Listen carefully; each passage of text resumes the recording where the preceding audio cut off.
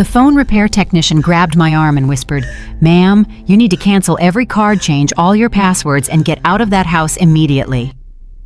I stared at him, my heart pounding. "What are you talking about?"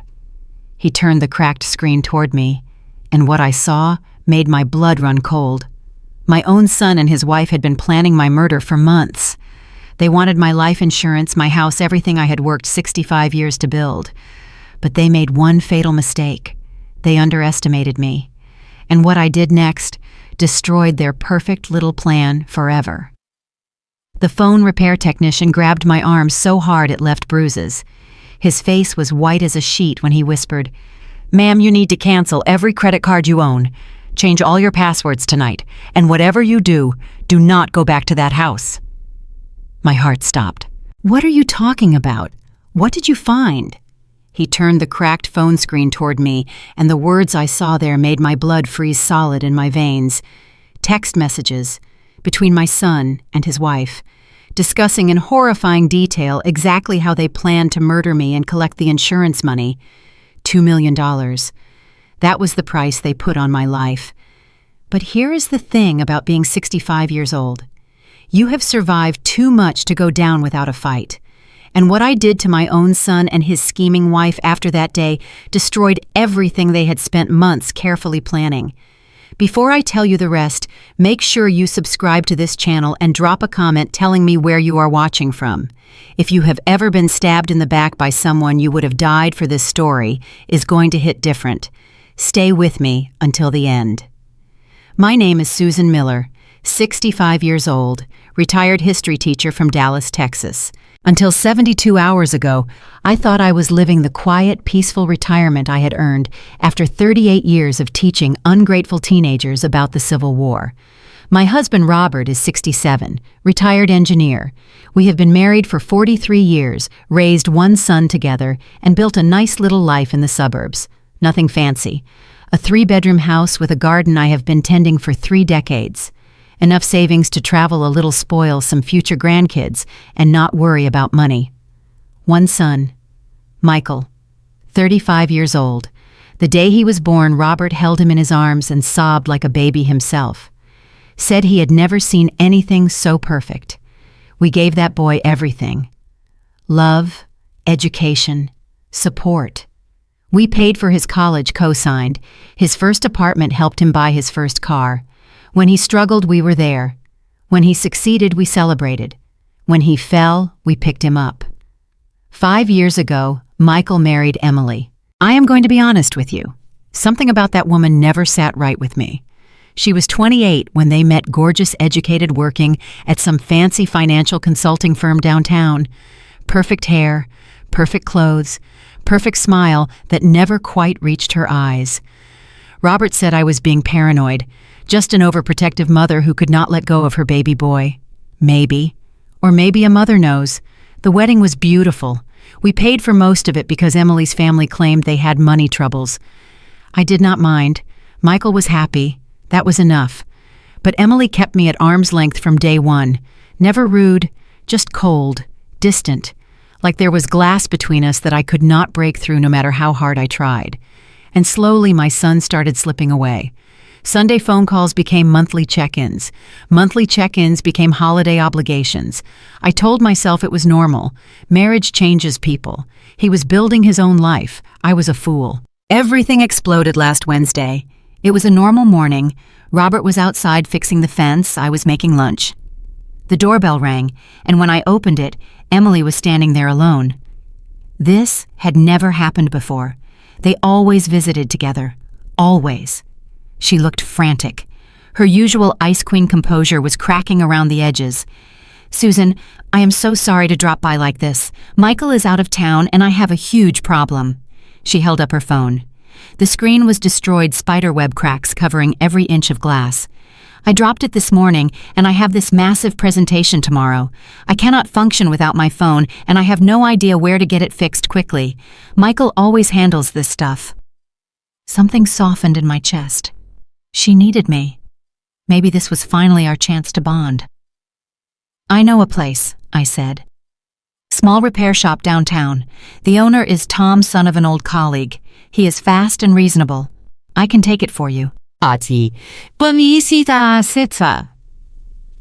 Relief flooded her face. Really? Oh my God, that would be amazing. I have meetings all afternoon, but I can pick it up tonight. She handed me the phone. Her hands were shaking. I thought it was work stress. I was so stupid. The password is 2800218, she said. Our anniversary, in case the technician needs to test it. Got it. I will have it ready tonight. She hugged me. Actually hugged me, which she never does. Thank you so much, Mom. You are literally saving my life. Those words. God, those words haunt me now. I drove downtown to Tom's shop. It was a hole-in-the-wall place squeezed between a pharmacy and a bakery. Faded sign that said, Fast Phone Repair. Tom was hunched over his workbench when I walked in, surrounded by tiny screwdrivers and phone guts. Mrs. Miller, back so soon? I explained the situation. He examined the damage and said he could have it done in a few hours. I left the phone and the password and went to kill time at the mall. Normal afternoon. Bought a tablecloth, picked up groceries. Completely ordinary. The last ordinary moments of my life. Around 4, my phone rang. Tom's number.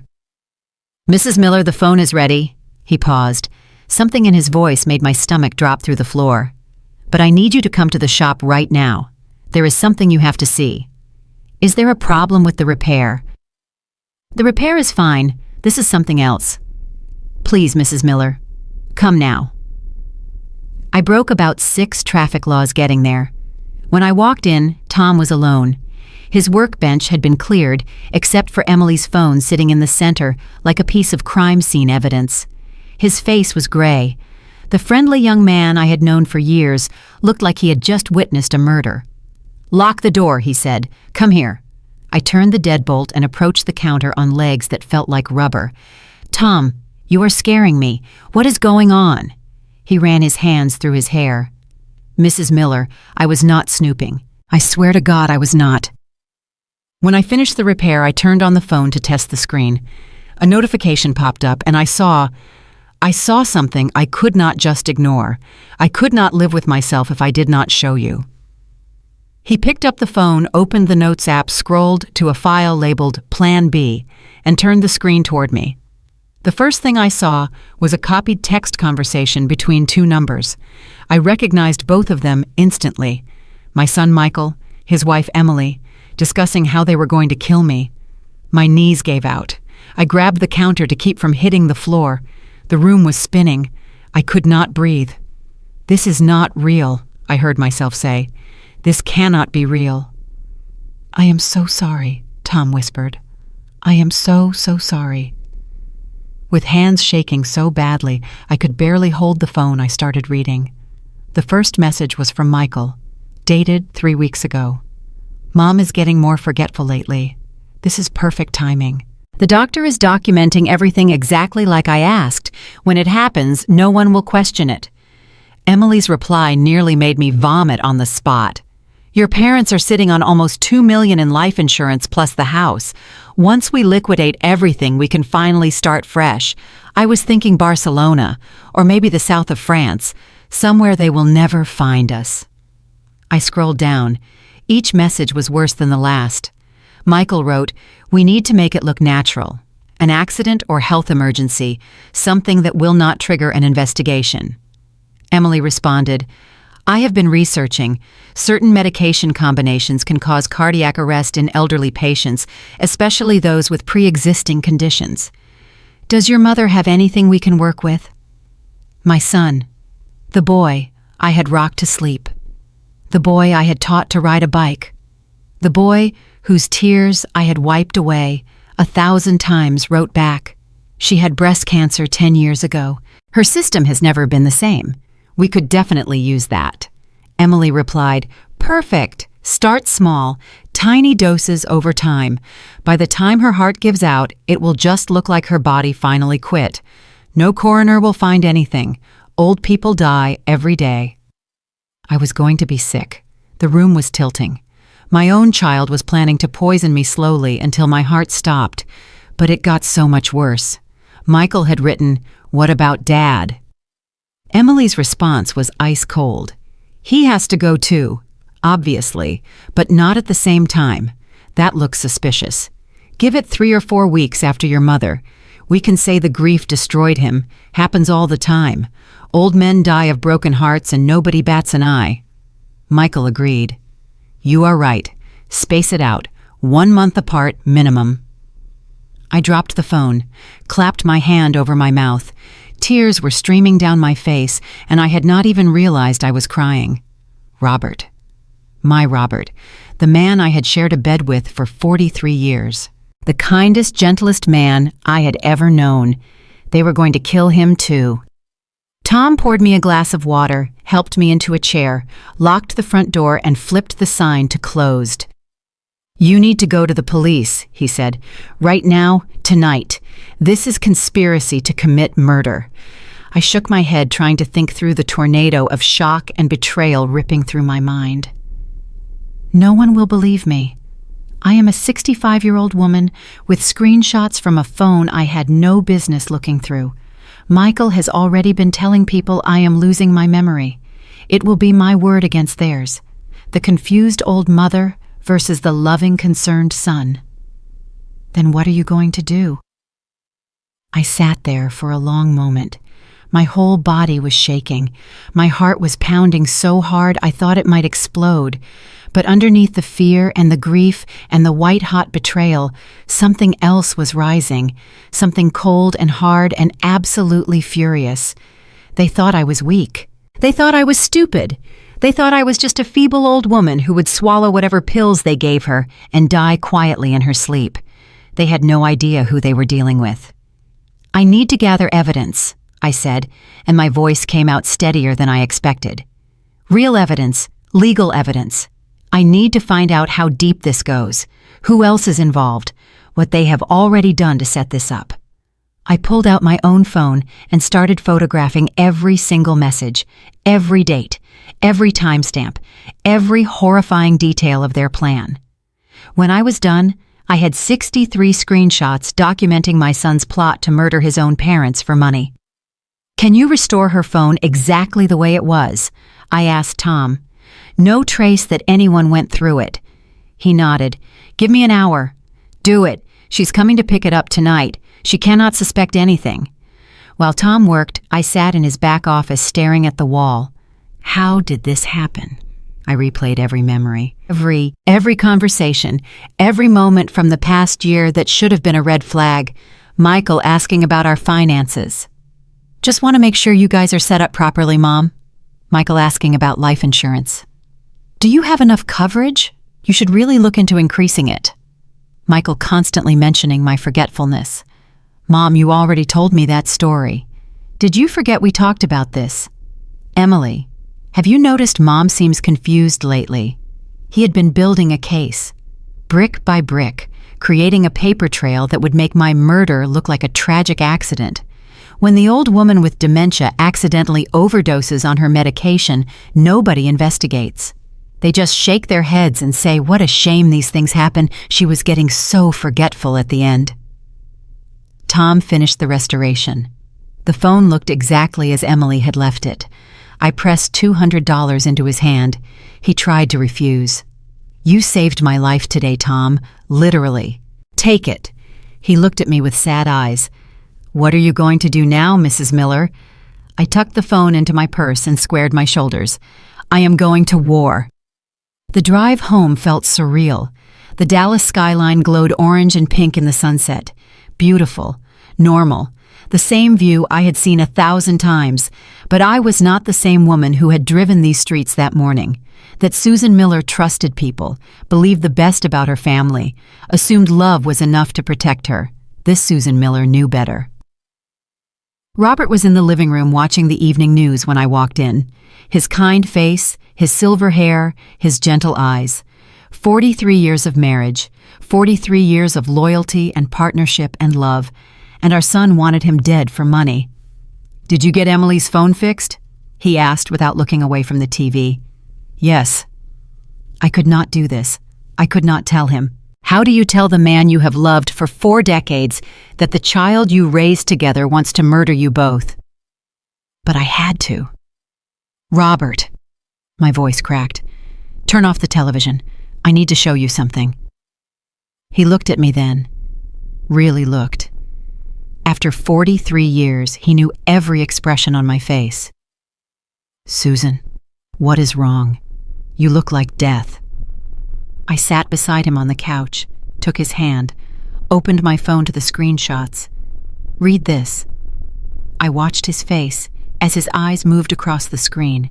Confusion first, then disbelief, then a kind of pain I had never seen before, like something inside him was breaking apart, piece by piece. "No," he whispered. "No, no, no. This is wrong. Someone hacked his phone. Someone is setting him up. It is his number, Robert. His words, and Emily's replies are from the phone that was in my hand." He kept scrolling, message after message. The color drained from his face until he looked like a corpse. "How?" His voice was barely audible. "How did our boy become this monster?" I had no answer. Some questions do not have answers.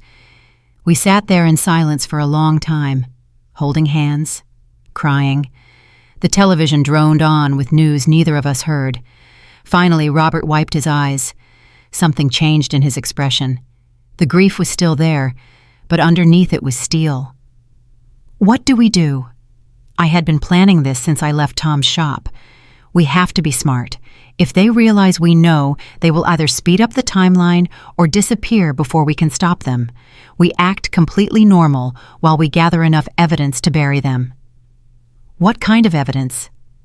"Bank accounts first. I want to know if Michael has been stealing from us. Then we change every password and cancel any cards he can access. Then I find out which doctor he has been manipulating and get the truth about these fake medical records." Robert nodded slowly. "What about tonight? Emily is coming for her phone." The thought of facing her made me want to scream, but I knew what I had to do. We smile, we act natural. We hand over the phone and let her leave without suspecting a thing. "I do not know if I can look at her without—" "You can." I cut him off. "You will. Because our lives depend on it." We spent the next hour going through our bank accounts online. What we found made my blood boil. Small withdrawals over the past 3 months. 700 here, 800 there, 900, 650. Always random amounts, always small enough to slip under the radar. Total stolen $9, $847. "Michael has access to these accounts," Robert said quietly. "We gave him power of attorney last year." I remembered signing those papers. We thought we were being responsible, preparing for emergencies, making sure someone could handle our affairs if something happened to us. We handed our son the tools to rob us blind. We changed every password, canceled the credit card linked to his name, set up alerts for any transaction over $50. Then I found something that stopped my heart. A life insurance policy in my name, opened 3 months ago. Beneficiary Michael David Miller. Payout $1,500,000. My signature was on the application. Except it was not my signature. It was close, but the S was wrong. The curve of the M was off. Michael had forged my name on $1.5 million insurance policy. He was not just planning to kill me. He had already set up the payday. At 7 o'clock, the doorbell rang. Robert squeezed my hand so hard it hurt. "Showtime," I whispered. I opened the door with the brightest smile I could manage. Emily stood there looking perfect. Pressed blouse, tailored pants, not a hair out of place, the mask of a loving daughter-in-law firmly in position. "Hi, Susan. Sorry it is so late. Was the repair okay?" "All done." I handed her the phone. "Tom did a wonderful job, good as new." She turned it on, checked a few things, scrolled through some screens. My heart was pounding so loud I was sure she could hear it, but she just smiled and slipped it into her purse. "Perfect. How much do I owe you for the repair?" "Nothing. Tom did it for free. Old family friend." Something flickered across her face. Suspicion. Concerned that the technician might have seen something. "Are you sure I really do not want to be a burden?" "You are family, Emily. It is no trouble." She smiled, that cold reptile smile that never touched her eyes. "You are so sweet.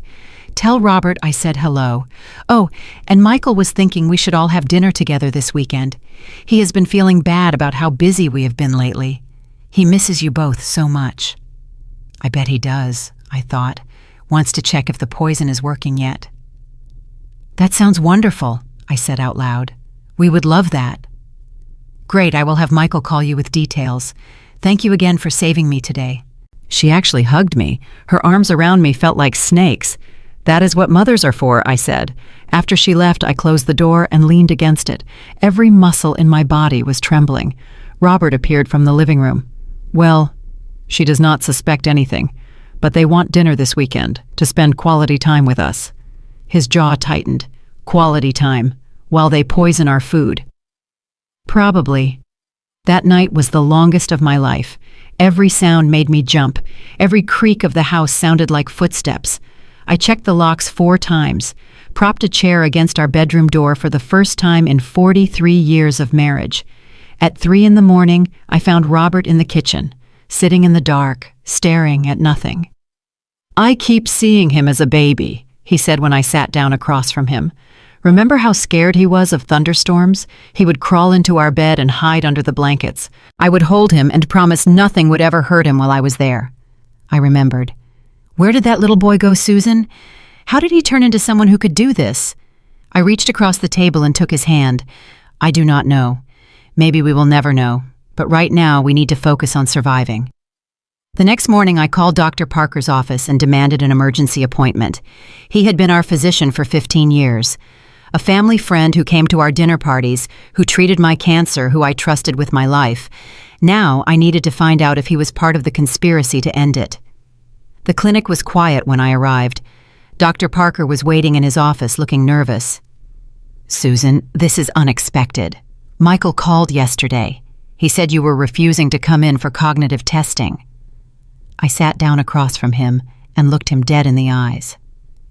"Michael has been lying to you, Dr. Parker. I am not here because of memory problems. I am here because my son is planning to murder me, and I need to know if you have been helping him." The color drained from his face. "What, Susan, that is an incredibly serious accusation. I have evidence. Text messages between Michael and his wife discussing exactly how they plan to kill me and my husband. They mention a doctor who has been documenting my cognitive decline, creating a paper trail that will make my death look natural." I pulled out my phone and showed him the screenshots. He read them with shaking hands.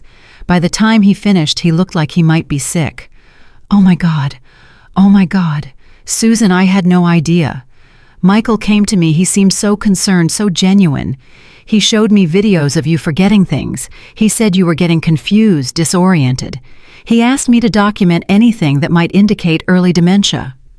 "What did you write in my file?" He turned his computer screen toward me. "Patient shows signs of cognitive decline as reported by family member. Frequent confusion regarding dates and names. Disorientation. Memory lapses concerning recent events. Recommend comprehensive neurological evaluation." "This is complete fabrication," I said coldly, "based on nothing but lies my son fed you."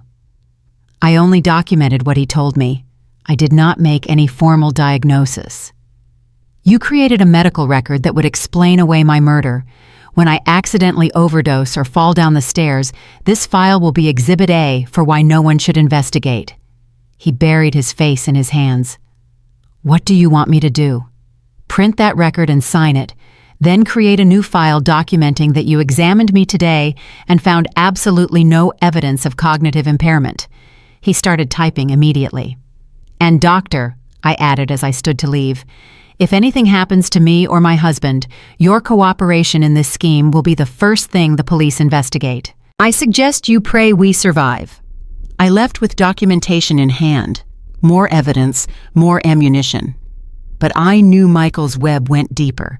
The fake insurance policy, the bank withdrawals, the medical records. He had been building this trap for months.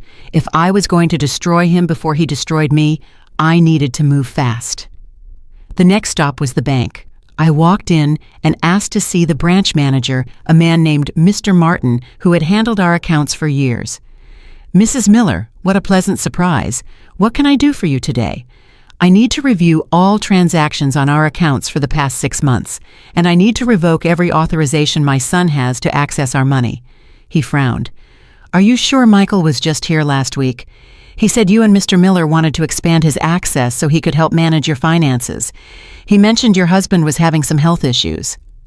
Another lie. Robert was perfectly healthy. My husband is fine. And yes, I am absolutely sure. Show me everything. We spent an hour going through records, the small withdrawals I had already found, but there was more. Michael had requested a replacement credit card in Robert's name, claiming the original was lost. Michael had inquired about adding himself as a co-owner on our savings account. Michael had requested paperwork for transferring the deed of our house into a family trust with himself as the administrator. Each discovery was another knife in my heart. Cancel everything, I told Martin. Block all future requests unless my husband and I appear in person together, and I want written documentation of every single thing my son has attempted to do with our accounts. When I left the bank, my phone rang. Michael's name on the screen. My heart stopped, but I answered with a steady voice. Hi, sweetheart. Hey, Mom. Just got back from my trip. Emily said you took her phone to get fixed. That was so nice of you. His voice was casual, warm, loving. The voice of the son I thought I knew. It was nothing. Tom is the son of an old friend. He gave me a good deal. Nice. Listen, Emily and I want to come over for dinner tonight. It has been way too long since we all ate together. Tonight. They wanted to come tonight. Had Emily noticed something? Had Dr. Parker called Michael after our appointment? Were they accelerating the timeline?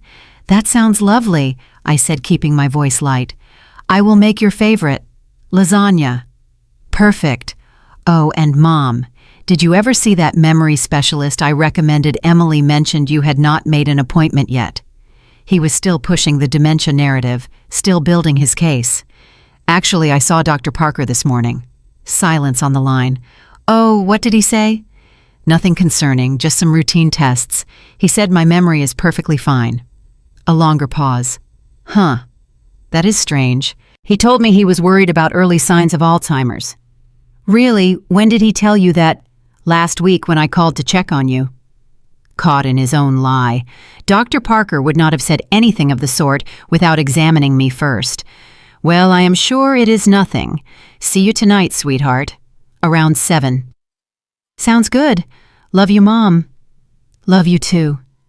I hung up and stared at the phone in my hand. My son had just told me he loved me while planning my murder. I drove home faster than I should have. Robert was waiting on the porch, his face grim. Something happened, he said before I could speak. I found more. He showed me a folder of documents he had dug out of our filing cabinet. The forged life insurance application I already knew about. A second policy on Robert worth another $1 million, also forged. And most chilling of all, a handwritten note in Michael's handwriting with a timeline. Phase 1. Establish cognitive decline narrative. Check Phase 2. Gain financial access and control. In progress Phase 3. Begin medication adjustment. Ready to start Phase 4 final event. Natural causes. No investigation. There it was, in black and white, a step-by-step plan to murder us both. Where did you find this? Hidden in the back of the closet in Michael's old room. He must have left it here by accident. Or he thought we would never look, never suspect, never fight back. They are coming for dinner tonight, I said. Robert went pale. Tonight? Why? I do not know. Maybe they suspect something. Maybe they want to speed things up. Either way, we need to be ready. We spent the afternoon preparing. Not just the lasagna. We set up Robert's old digital recorder in the dining room hidden behind a vase of flowers. We made a plan to switch the wine bottles so we would not drink anything they brought. We agreed that one of us would watch the other at all times, never leaving either of them alone in the kitchen. At 6:30, I stood at the stove stirring marinara sauce and tried to steady my nerves. In less than an hour, I would sit across a dinner table from my son and his wife. I would pass the bread to the people who wanted me dead. I would make small talk with my would-be murderers, and I would smile the whole time. Because Susan Miller did not survive breast cancer and 38 years of teaching hormonal teenagers to be taken down by a greedy son and his ice queen wife. They thought they had all the power. They thought I was just a confused old woman waiting to die. They were about to find out exactly how wrong they were. At exactly 7 o'clock, the doorbell rang. Robert looked at me. I looked at him. "Ready?" I whispered. "Ready." I opened the door. Michael stood there with a bottle of expensive wine and that smile I used to love. Emily held a box of fancy chocolates, my favorite brand, gifts from my killers. "Mom," Michael wrapped me in a hug that made my skin crawl. "You look great. Have you been sleeping better?" "Much better, thank you." "Hi, Susan," Emily said, leaning in for an air kiss. "Thank you so much again for yesterday. You really saved me." I smiled so hard, my face hurt. Come in. Dinner is almost ready." We gathered in the living room. Robert poured drinks, water for us, wine from a different bottle than the one Michael brought, though I made sure to thank him effusively for his thoughtful gift. The small talk was excruciating. Work, weather, politics, the new restaurant downtown. Every word out of their mouths was poison coated in honey. "So, Mom," Michael said, settling into the armchair that used to be his favorite spot as a teenager, "have you given any more thought to what we discussed? About maybe moving somewhere smaller? Emily and I have been worried about you rattling around in this big house all alone." "We are not alone," Robert said evenly. "We have each other." Of course, but the upkeep, the maintenance. Would not it be easier to have someone helping out? Maybe we could even move in for a while just to make sure you are both okay. There it was, the real play. Move into our house, control our medications, control our meals, control when and how we died. "That is very thoughtful," I said, "but we are managing just fine." Emily leaned forward, her face arranged in an expression of concern. "Susan Michael mentioned the doctor was worried about some memory issues. Have you been forgetting things? Getting confused?" I looked her dead in the eyes. "My memory is perfect, Emily. In fact, I remember exactly what you wore to my cousin's birthday party last month, that blue dress with the silver buttons. You complained about the shoes pinching your feet." Something flickered in her gaze. Surprise? Reassessment. "Well," she said after a pause, "it never hurts to get checked out. At your age, these things can sneak up on you. I will keep that in mind." Dinner was a masterpiece of pretense. I served the lasagna. Robert kept the wine glasses full, but made sure we only drank from our safe bottle. The conversation flowed like nothing was wrong. But I was watching. Every glance between Michael and Emily. Every time one of them excused themselves to use the bathroom. Every moment their eyes lingered on our food, our drinks us. "Mom, this lasagna is incredible," Michael said, taking another huge bite. "You have not lost your touch." "Thank you, sweetheart. It is your grandmother's recipe. I have been making it since before you were born." "Speaking of family traditions," Emily said smoothly, "Michael and I were talking to a lawyer about estate planning. He suggested it might be time to update some documents, power of attorney, medical directives, that kind of thing, just to make sure everyone is protected." Robert set down his fork. "Funny you should mention that. We actually just updated all our paperwork." Michael's smile froze. "Oh, yes. Changed the beneficiaries on our insurance policies, restructured our will. Our lawyer was very thorough." "Which lawyer?" Emily asked a little too quickly. "Mark Davidson. The one you recommended, actually." There was no Mark Davidson. But watching them try to figure out if they had missed something was almost worth the nightmare of sitting at this table. "I do not remember recommending anyone," Michael said slowly. "Maybe it was someone from his firm. Either way, everything is all sorted out now. We are completely taken care of." The rest of dinner passed in tense silence. By 10 o'clock, Michael checked his watch and announced they should get going. Early meetings tomorrow. Very busy. You know how it is. I walked them to the door. Michael hugged me goodbye. His arms felt like a cage. "Take care of yourself, Mom. We worry about you." "I know you do, sweetheart."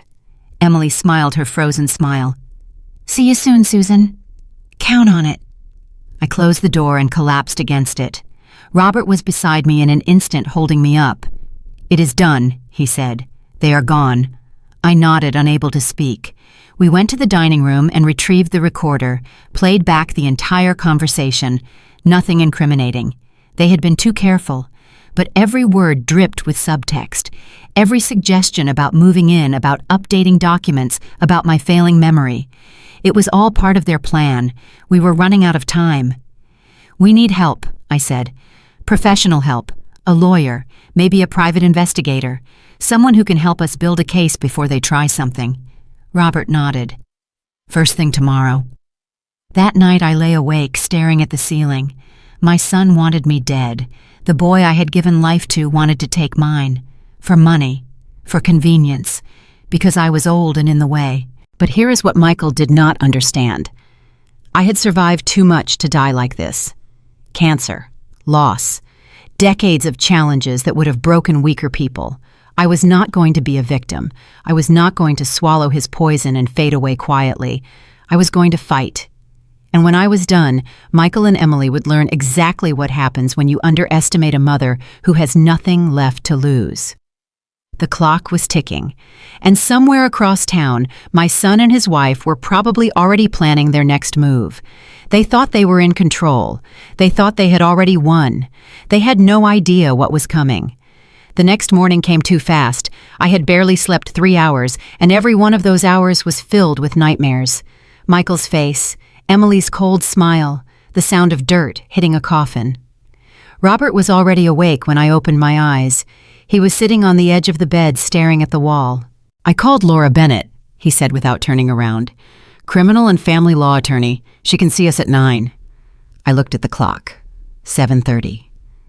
How did you find her? I did not sleep either. Spent the night researching lawyers who have no connection to Michael or anyone we know. She has a perfect record, no ties to anyone in our circle. I got out of bed and started getting dressed. Good. We need someone who cannot be bought or manipulated. Laura Bennett's office was downtown on the 15th floor of a glass tower that overlooked the city. The receptionist led us to a conference room with leather chairs and a view that probably cost more than our house. Laura walked in 5 minutes later. She was younger than I expected, maybe 40, with sharp eyes and a handshake that meant business. Mr. and Mrs. Miller, please sit down. Tell me everything. So we did. We told her about the text messages, the forged insurance policies, the bank withdrawals, the manipulated medical records, the dinner from hell the night before, everything. Laura listened without interrupting. She took notes. She asked for copies of every document, every screenshot, every piece of evidence we had gathered. When we finished, she set down her pen and looked at us with an expression I could not read. You are dealing with multiple felonies here. Forgery, fraud, theft, and what appears to be a conspiracy to commit first-degree murder. Do we have enough to go to the police? Robert asked. Laura hesitated. The text messages are your strongest evidence, but you accessed them from Emily's phone without her consent. A defense attorney could argue they are inadmissible. My heart sank. So we have nothing. I did not say that. Given the level of danger you are in, I believe we can build a case, but we need more. Something they cannot explain away or claim was planted. What do you suggest? Laura leaned forward. First, I'm going to prepare documents revoking every authorization you have ever given Michael, power of attorney, bank access, everything.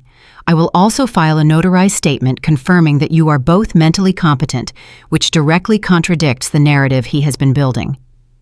And then we go to the police, with everything we have. Even if the text messages get thrown out, the forged insurance policies and the manipulated medical records are solid.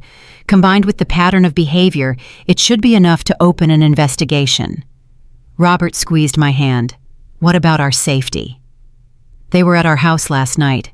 They could come back any time. Laura nodded. I strongly advise you not to go home tonight. Check into a hotel under a different name. Stay there until we have a protective order in place. We spent 3 hours in that office, signing papers, giving statements, answering questions about every detail of our lives that Michael might have corrupted. By noon, we were at the police station. The officer who took our report was a middle-aged man named Lieutenant Charles Davis. He had kind eyes and a tired face, the look of someone who had seen too much evil to be surprised by anything. But even he looked shaken by the time we finished our story. "This is one of the most detailed conspiracies I have seen in 20 years on the force," he said. "Your son was thorough, meticulous. He thought of everything." "Almost everything," I said. "He did not think his mother would fight back." Davis nodded slowly. "I am assigning investigators immediately. We will also set up surveillance on your house. If they come back, if they try anything, we will have it on camera." "What about arresting them?" Robert asked. "Not yet. We need to catch them in the act or find more evidence that definitively ties them to the conspiracy. What you have is compelling, but a good defense attorney could create reasonable doubt. So we just wait while they plan our murders." Davis looked at me with something like respect. "No, Mrs. Miller, we set a trap, and when they walk into it, we slam the door shut behind them." We went back to the house only long enough to pack essentials and let the police install their hidden cameras. Tiny devices no bigger than shirt buttons placed in the living room, kitchen, hallway, and every entrance. "The feed goes directly to the station," the technician explained. "Monitored 24 hours a day. If anyone enters this house, we will know within seconds." I looked around at the home Robert and I had built over 4 decades, the photos on the walls, the furniture we had picked out together, the garden I had tended since before Michael was born. It all felt poisoned now. Every memory tainted by betrayal. "Ready?" Robert asked softly. I grabbed my bag and did not look back. "Ready?" We checked into a hotel downtown under the name Johnson, paid cash, no credit cards, no trail for Michael to follow. That first night was strange. The room was nice enough, clean and quiet, but it was not home. We ordered room service and ate in silence, neither of us knowing what to say. Around 10 o'clock, my phone rang. "Michael." I looked at Robert. He nodded. I answered. "Mom, where are you?" I stopped by the house and no one was there. My blood went cold. He was already at the house, checking on us, making sure we were still there to be killed. "We went out for dinner." I lied smoothly. "Decided to make a night of it. We were at a restaurant downtown." "Oh, really? Which one?" "That Italian place you like, Giovanni's." A pause. "I did not know Giovanni's was open this late." "They have late seating on weeknights now." Another pause. "Okay. Well, I was worried. You usually tell me when you go out." "We are allowed to be spontaneous, sweetheart. We are not dead yet." The words came out sharper than I intended. There was silence on the other end.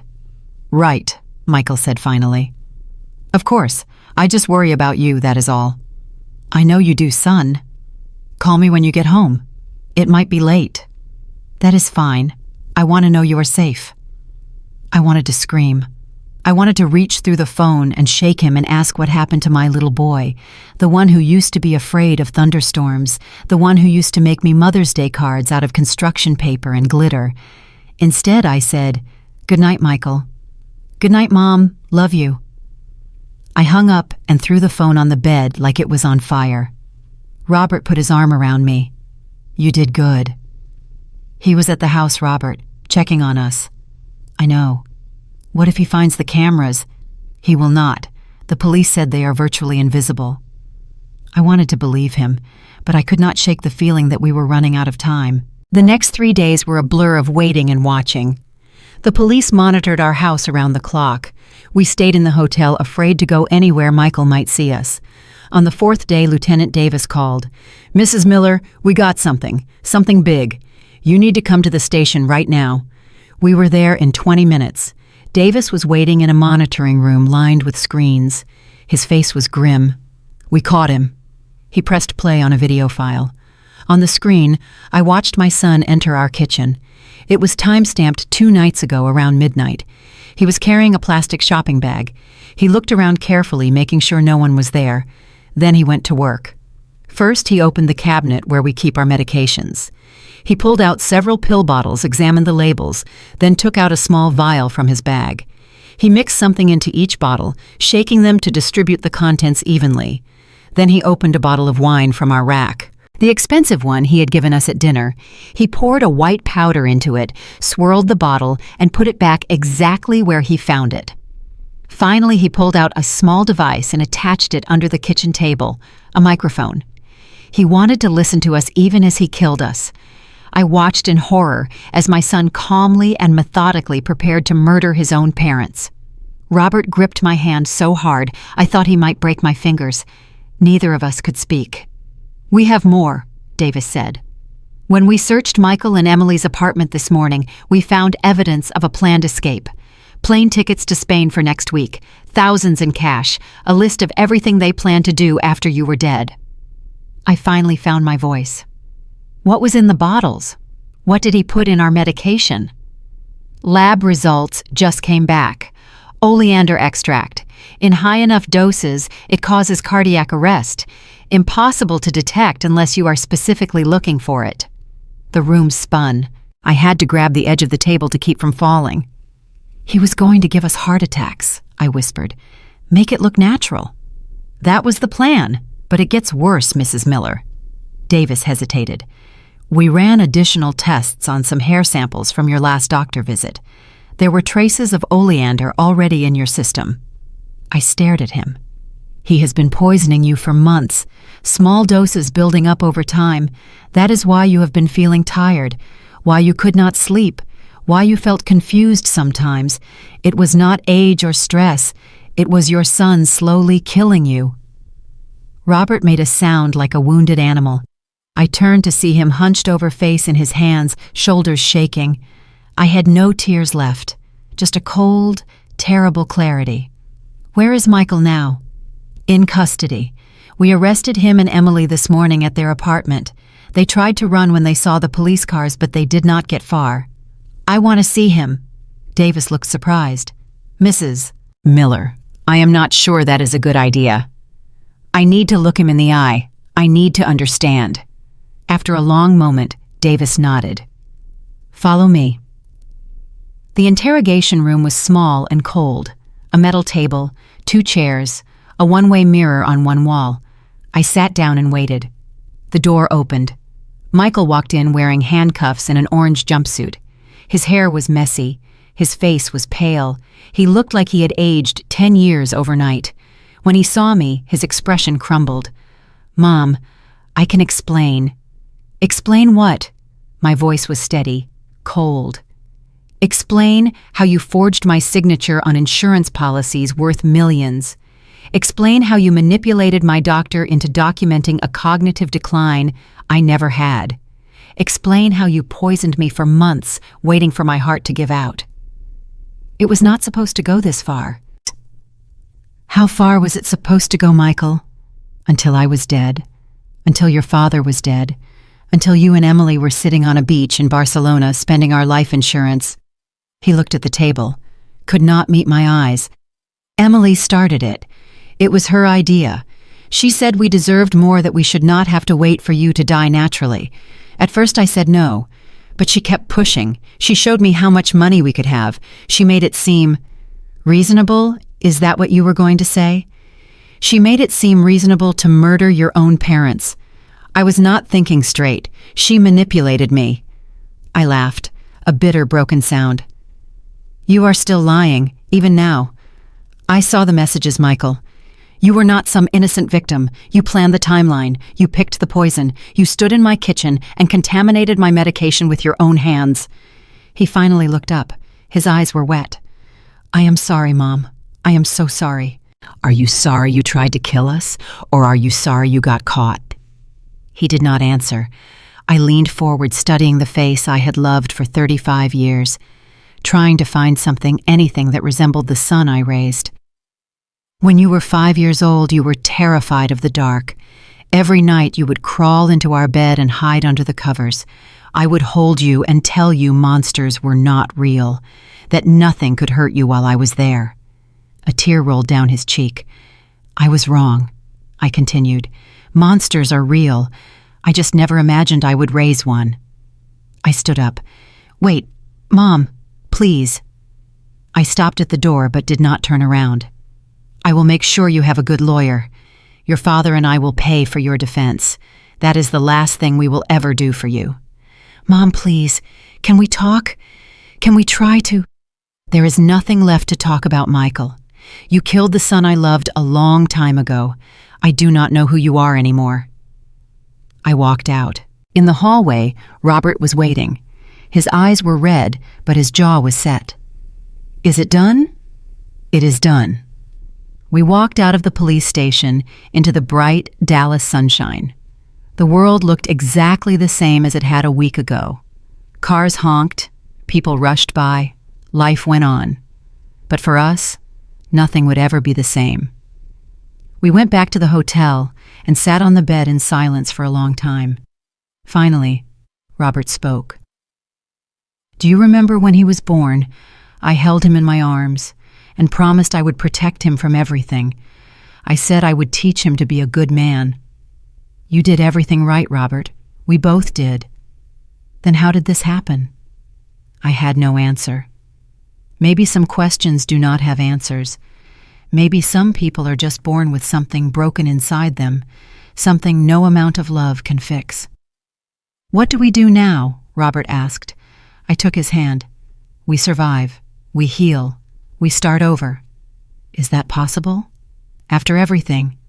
I thought about it, about the betrayal, the poison in my veins, the son who wanted me dead.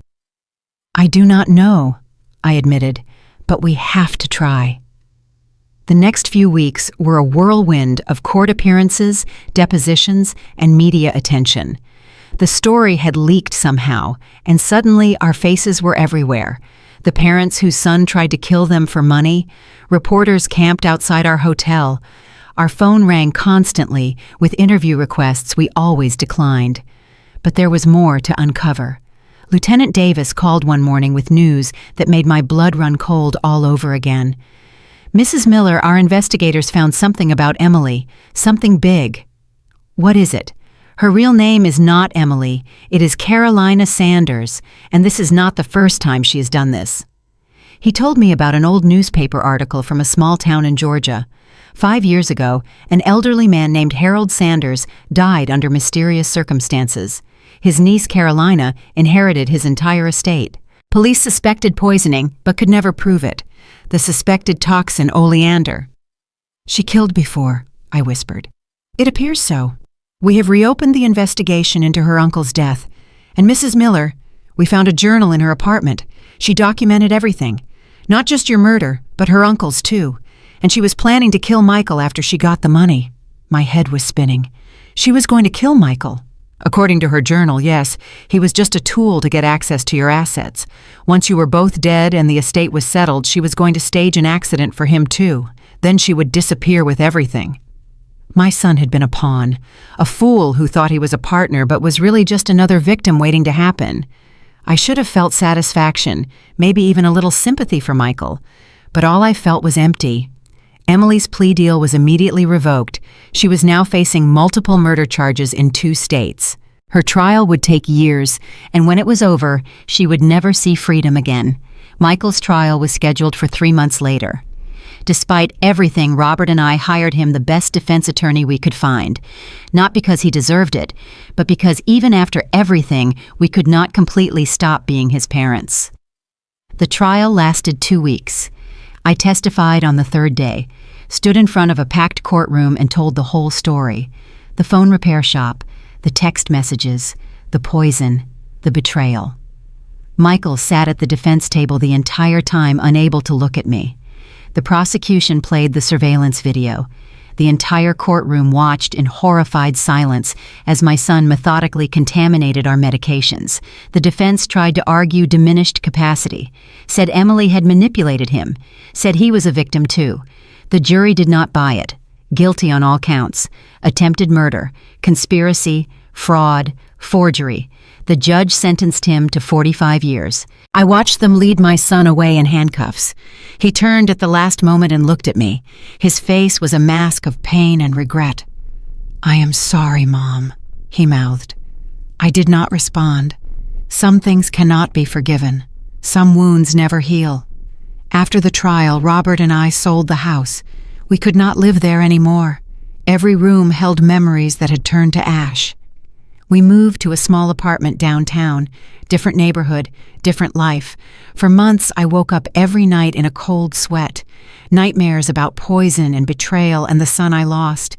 But slowly, gradually, the nightmares became less frequent. We started seeing a therapist, an older woman named Dr. Martha, who specialized in trauma.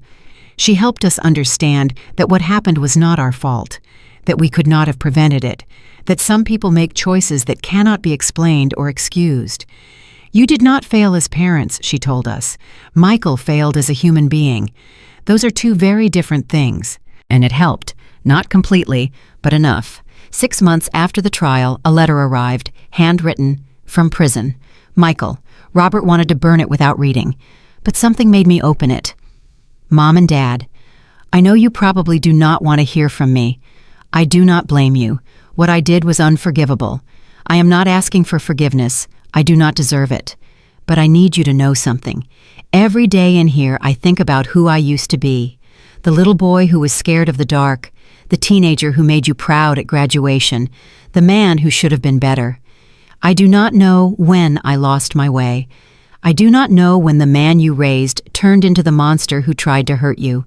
All I know is that I am sorry, not because I got caught, but because I finally understand what I destroyed. I destroyed the most precious thing I had. Your love, your trust, the family we were supposed to be. I know I will never get that back. I know these words mean nothing after what I did, but I had to write them. I had to try. If you never want to see me again, I understand. If you burn this letter and pretend I do not exist, I understand that too. But please know that somewhere inside me the little boy you raised is still here, and he is so sorry. Michael. I read the letter 3 times, then I put it in a drawer and did not write back. Maybe someday, maybe years from now, maybe never. Some wounds take a lifetime to heal. A year after everything happened, Robert and I were sitting on our little balcony watching the sun set over Dallas. "Do you ever regret it?" he asked. "Regret what?" "Fighting back, exposing everything. Sometimes I wonder if it would have been easier to just die quietly like they planned." He was silent. "No," I said firmly. "I do not regret it for a second. They thought we were weak. They thought we were too old and confused to fight. They were wrong." Robert took my hand. "We survived." See, I looked at the man I had loved for over 4 decades. We had been through hell together, but we were still here, still breathing, still holding on. "We did more than survive," I said. "We won." The sun dipped below the horizon, painting the sky in shades of orange and gold. Tomorrow would bring new challenges. The world would keep turning, life would go on. But for that moment, sitting with Robert as the day ended, I felt something I had not felt in a long time. Peace. We had been broken, betrayed, nearly destroyed by the person we loved most in the world.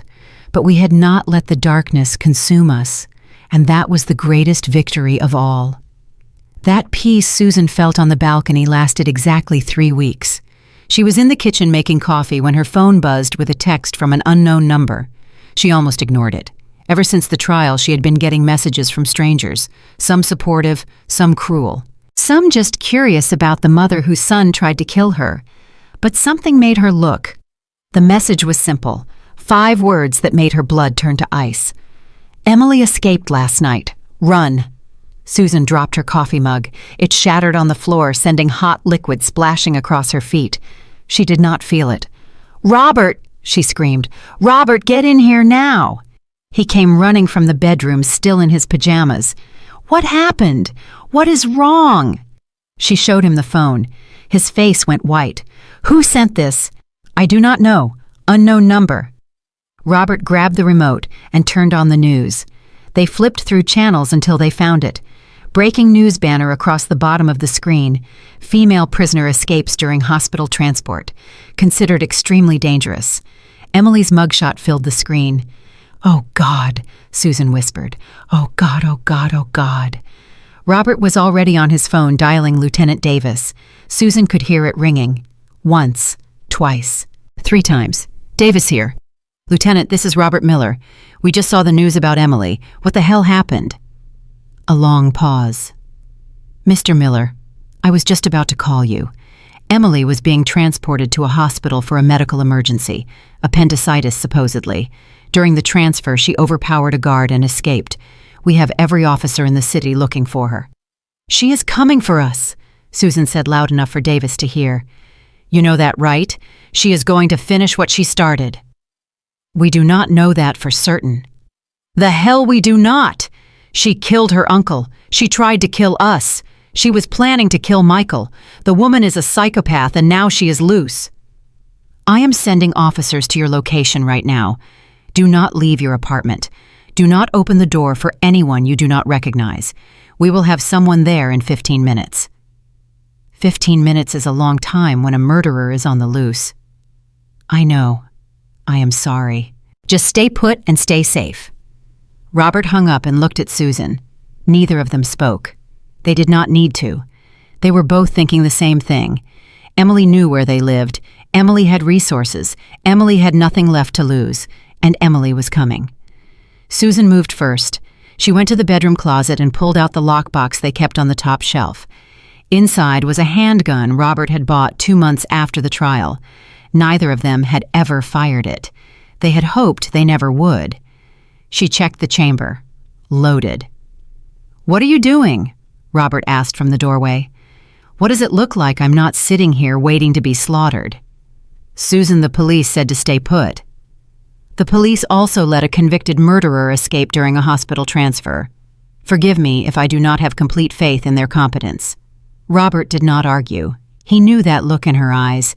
He had seen it when she was fighting cancer, when she was raising Michael alone while he worked out of state, when she discovered the truth about their son. Susan Miller was done being a victim. They spent the next 10 minutes securing the apartment, locked every window, pushed furniture against the front door, closed all the blinds. Susan positioned herself in the living room with a clear view of the entrance. Robert stood by the kitchen holding a baseball bat he had found in the closet. Then they waited. The minutes crawled by like hours. Every sound made them jump. A car door slamming, footsteps in the hallway, the elevator dinging. At the 20-minute mark, there was a knock at the door. "Mrs. Miller? Mr. Miller, Dallas Police. Lieutenant Davis sent us." Susan did not move. "Show me your badges. Slide them under the door." A pause. Then 2 police badges appeared through the gap at the bottom of the door. Susan examined them carefully. They looked legitimate. But Emily was smart. Emily could have stolen badges. Emily could have done anything. "What is my son's middle name?" Susan called out. "Ma'am, my son, the one in prison, what is his middle name? If Davis sent you, he would have told you details about our case." Another pause. Mumbling outside. Then, "David. Michael, David Miller." Susan exhaled. She moved the furniture and opened the door. 2 uniformed officers stood in the hallway, young, alert hands on their weapons. "Sorry for the precaution," Susan said. "I had to be sure." "We understand completely, ma'am. We are going to be stationed outside your door until further notice. Lieutenant Davis is on his way." They took up positions in the hallway. Susan closed the door and leaned against it, suddenly exhausted. "It is okay," Robert said, putting his arm around her. "We are safe now." But Susan knew better. They would not be safe until Emily was back in custody, or dead. Davis arrived an hour later. He looked like he had aged 10 years overnight. His face was haggard, his eyes bloodshot. "Tell me everything," Susan demanded before he could even sit down. "We are still piecing it together. Emily complained of severe abdominal pain yesterday afternoon. The prison doctor examined her and determined she needed emergency surgery. She was being transported to County General when she made her move." How did she overpower a guard? She weighs 120 pounds soaking wet. Davis shifted uncomfortably. She had help. The guard who was escorting her was found unconscious in the transport van. His weapon was missing. and there was a second vehicle involved. Someone was waiting for her. Susan felt sick. She has an accomplice. It appears so. We are reviewing her visitor logs, her phone calls, her correspondence. Someone on the outside was helping her plan this for months. Months? How is that possible? She was in a maximum security prison. I do not have answers yet, Mrs. Miller, but I promise you we will find her. Every law enforcement agency in the state is looking. Her face is on every news channel. She cannot hide forever. She does not need forever. She just needs long enough to finish what she started. Davis did not argue. He knew she was right. After he left, Susan and Robert sat in silence. The police officers remained outside their door. The television played news coverage of the escape on a loop. Susan's mind was racing. Emily was smart. Smarter than anyone had given her credit for. She had fooled Michael, fooled doctors, fooled investigators, nearly fooled them. If Emily had an accomplice, if she had been planning this escape for months, then she had a plan. And that plan almost certainly included finishing what she had started. The question was when and how. Susan's phone rang. Unknown number again. She answered without thinking. Hello. Silence, then breathing. Slow, deliberate breathing. I know that is you, Emily. A laugh, soft and chilling. Hello, Susan. Did you miss me? Susan's hand tightened on the phone. Robert was staring at her eyes wide. She put it on speaker. The police are going to find you. You cannot run forever. Who says I am running? Maybe I am closer than you think. Susan's blood went cold. She looked at the windows, the doors, the walls. Was Emily watching them? Was she outside right now? What do you want? What I have always wanted. What should have been mine. You and Robert ruined everything. You destroyed Michael. You destroyed my future. You think I'm going to let that go? Michael destroyed himself. You just helped him along. Another laugh. Michael was weak. He could not commit. But I am not weak, Susan. I finish what I start. Then come and try. I am done being afraid of you. Oh, I know. I heard you bought a gun. Very brave. But here is the thing about guns, Susan. They only work if you see me coming. The line went dead. Susan threw the phone across the room. Her whole body was shaking with rage and fear. Robert grabbed her shoulders. What did she say? What does she want? She wants us dead, same as always. But now it is personal. We humiliated her, exposed her, put her in prison. She will not stop until we are in the ground. We need to tell Davis. Tell him that she called to threaten us. He cannot trace an unknown number. He cannot protect us from a ghost. Robert's jaw tightened. So, what do we do? Susan looked at the gun in her hand. The weight of it, the cold metal. We stop running. We stop hiding. We find her before she finds us. That is insane. She is a trained manipulator. She has killed before. We are just old, weak, easy targets. Susan shook her head. That is what they all think. That is why we are still alive. She walked to the window and looked out at the city. Somewhere out there, Emily was watching, waiting, planning. But so was Susan. The next 48 hours were chaos. Davis had a team trace Emily's call. It came from a burner phone purchased with cache location bouncing between cell towers all over the city. She was moving constantly, never staying in one place long enough to be caught. Checkpoints went up on every highway. Her face was plastered on billboards and bus stops. A $100,000 reward was offered for information leading to her capture. Nothing. She had vanished like smoke. Meanwhile, Susan did something she never thought she would do. She reached out to Michael. The prison allowed emergency phone calls given the circumstances. She stood in the hallway of her apartment, phone pressed to her ear, waiting. Mom. Michael's voice was hoarse, broken. Is it true? Did she really escape? Yes. Oh God, Mom, I am so sorry. This is all my fault. We do not have time for that right now. I need to know everything about Emily, everything she told you, every detail about her past, her contacts, her plans. I told the police everything I know. Then tell me, because clearly the police missed something. A long pause. Susan could hear him breathing on the other end. Heavy, ragged breaths. "There was a man," Michael finally said. "She mentioned him a few times. I think his name was Derek. They met years ago before she killed her uncle. She said he taught her things." "What kind of things?"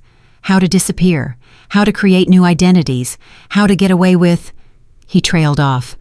"Murder. He taught her how to get away with murder." "I think so. I never met him.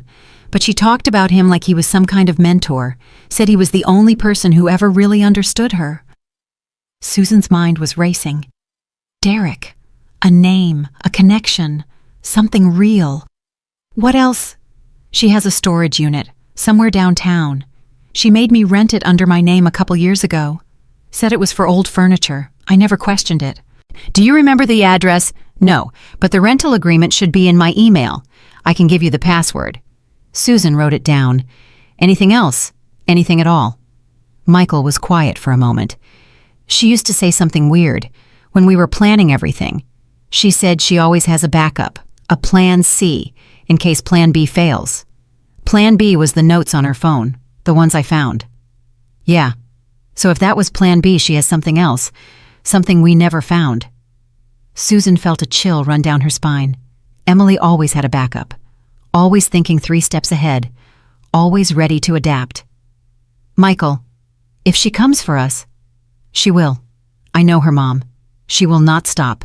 She cannot stop. Her brain does not work like normal people's. I need you to understand something. If it comes down to her life or mine, I will not hesitate. I will kill her." Silence on the other end. "I know," Michael whispered, "and I do not blame you. Not anymore." Susan hung up and immediately called Davis with the information about Derek and the storage unit. 2 hours later, she was riding in an unmarked police car to a storage facility on the outskirts of Dallas. The unit was small, maybe 10 by 10. When they cut the lock and raised the door, what they found inside made everyone stop cold. Boxes. Dozens of boxes. Each one meticulously labeled. Susan and Robert Miller, property records. Michael Miller, financial history. Dr. Parker, medical connections. Potential targets, future projects. Davis put on gloves and started opening boxes.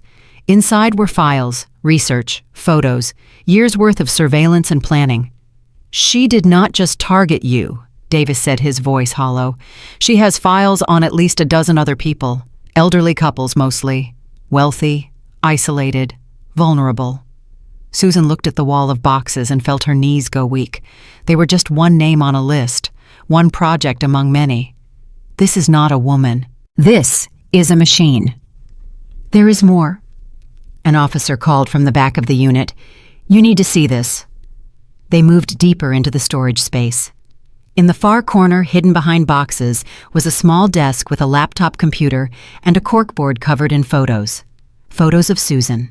Susan at the grocery store, Susan in her garden, Susan at her apartment window. Dozens of pictures taken over months tracking her every move.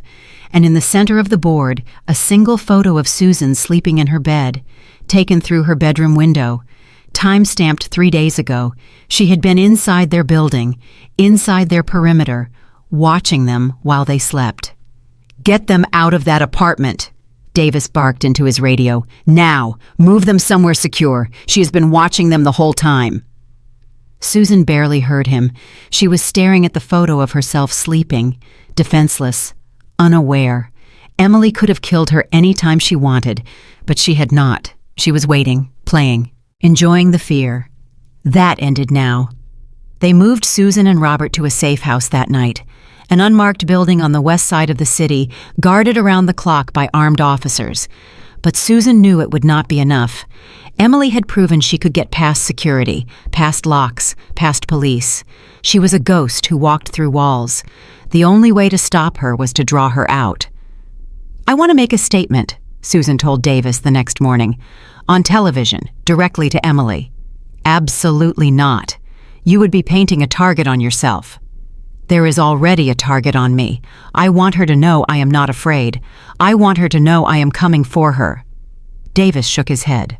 "This is not a movie, Mrs. Miller. You are not some action hero. You are a 65-year-old retired teacher." I am a 65-year-old woman who survived cancer, raised a son alone, and caught her own attempted murderers. Do not underestimate me, Lieutenant." He stared at her for a long moment. Then he sighed. "What exactly do you want to say?" That afternoon, Susan stood in front of a bank of cameras at the police station. News crews from every major outlet in Texas were there. The story had gone national. The whole country was watching. She stepped up to the microphone. Her hands were steady. Her voice was clear. "My name is Susan Miller. A year ago, my son and his wife tried to murder me and my husband for insurance money. We survived. We fought back. We won." She looked directly into the camera. "Emily, I know you are watching. I know you are out there somewhere hiding like the coward you are. You think you are smarter than everyone. You think you can disappear and reinvent yourself and start over." Susan leaned forward. "You are wrong. I found you once. I will find you again. And this time there will be no trial, no prison, no escape. This ends when one of us is dead." She paused, letting the words sink in. "You wanted to destroy my family. You nearly succeeded, but here is what you did not count on. You made me stronger. You made me dangerous. You turned a quiet, retired teacher into someone who has nothing left to lose." Susan smiled. A cold, sharp smile. "So run, Emily. Hide. Enjoy whatever time you have left, because I am coming for you. And I do not stop. I do not give up. I do not forgive." She stepped back from the microphone. That is all. The cameras kept rolling. The reporters shouted questions. Susan ignored them all and walked out of the room. Robert was waiting in the hallway. His face was pale. "What did you just do?" "I told the truth. You challenged a murderer on national television. You basically invited her to kill you." "No, I invited her to try." Robert grabbed her arm. "Susan, this is insane. She has already proven she can get close to us. What if she takes you up on it?" Susan looked at her husband of 43 years, the man she had built a life with, the man Emily wanted to destroy. Then she will learn something that Michael never understood, that Emily never understood, that the world keeps forgetting. "What?"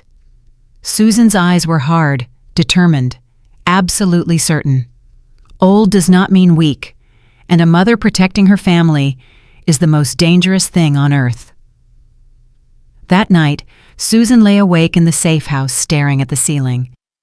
Robert was asleep beside her, finally exhausted after days of fear. Her phone buzzed. Unknown number. She answered without hesitation. "Hello, Emily." Silence. Then that cold, familiar laugh. "That was quite a performance today. Very dramatic. Very brave." "It was not a performance." "Oh, I know. That is what makes it so delicious. You actually believe you can stop me." "I stopped you once. You got lucky. A nosy phone technician and some dumb luck. This time will be different." "Yes, it will. This time I am ready for you." Emily's voice dropped to a whisper.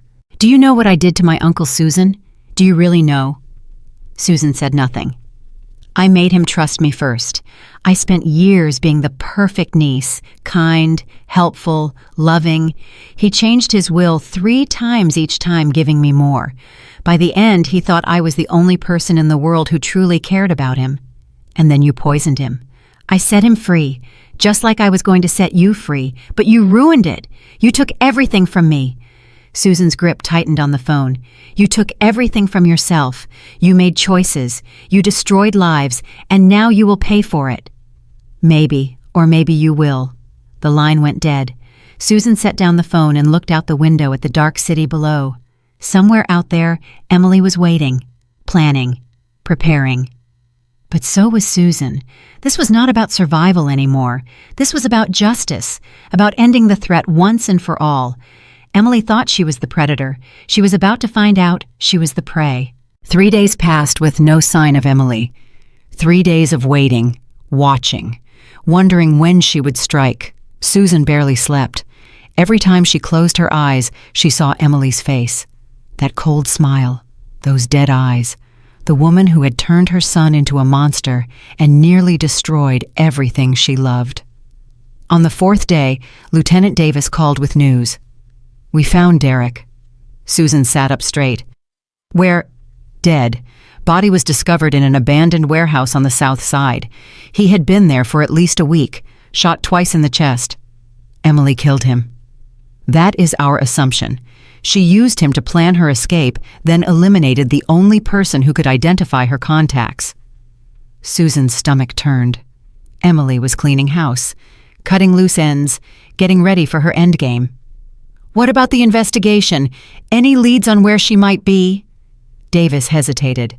"There is something else. We found a laptop with Derek's body. He kept records of everything. Transactions, communications, safe houses. And Emily has another identity, a complete set of documents under the name Sarah Mitchell. Passport, driver's license, credit cards. Everything she needs to disappear. Then she is going to run." "Maybe, but there was something else on the laptop. Recent searches for your safe house address." The blood drained from Susan's face. "She knows where we are. We are moving you tonight. New location, tighter security." "No." "Mrs. Miller, I said no. Every time you move us, she finds us. Every safe house, every secure location she gets through. Running is not working." "What do you suggest?" Susan had been thinking about this for 3 days, turning it over in her mind, looking for another way. But there was no other way. "I want to set a trap. Use me as bait." Davis was silent for a long moment. "That is not something I can authorize." "I am not asking for authorization. I am telling you what I am going to do. You can either help me do it safely, or I will do it alone." "Mrs. Miller, you are 65 years old. Emily is half your age and has killed at least 2 people that we know of. She also thinks I'm a weak old woman. That is her blind spot. That is how we catch her." Another long silence.